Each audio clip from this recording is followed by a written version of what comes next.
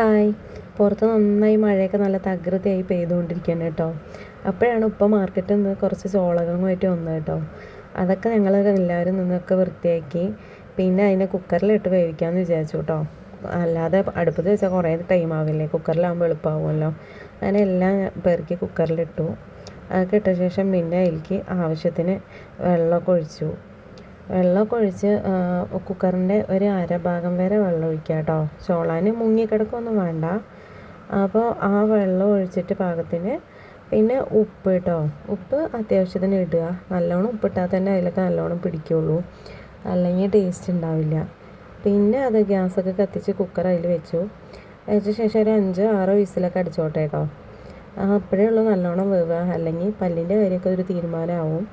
അപ്പോൾ അങ്ങനെ കുക്കറിൽ വിസിലൊക്കെ വന്നു. ഞങ്ങളതൊക്കെ ഒരു പാത്രത്തിലാക്കി. പിന്നെ എല്ലാവരും ഓരോരുത്തരായി അതൊക്കെ കൊണ്ടുപോയി കേട്ടോ. അങ്ങനെ മഴയത്ത് ചോളനും കഴിച്ചിട്ട് ഞങ്ങളിരുന്നു. നല്ല രസമായിരുന്നു കേട്ടോ. വീഡിയോ ഇഷ്ടമായാൽ ഷെയർ ചെയ്യുക, ലൈക്ക് ചെയ്യുക, സബ്സ്ക്രൈബ് ചെയ്യുക കേട്ടോ. അടുത്തതിൽ കാണാം.